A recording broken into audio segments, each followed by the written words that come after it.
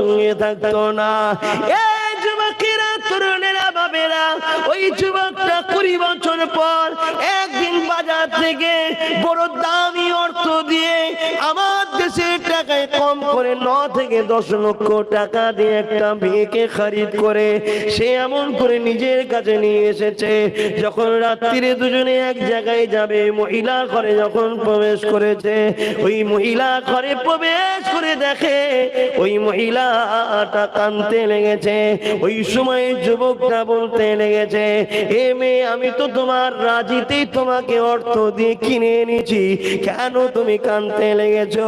ওই মহিলাটা তখন বলে, হে আল্লাহ পাকের বান্দারে, আমি ইচ্ছা করে নিজের ইজ্জত বিক্রি করতে চাই না, গরিবী আমাকে এই দিকে টেনে এনেছে, আমি বড় ভয় করি আল্লাহকে, আল্লাহ না পারমানি, আল্লাহ বিরোধী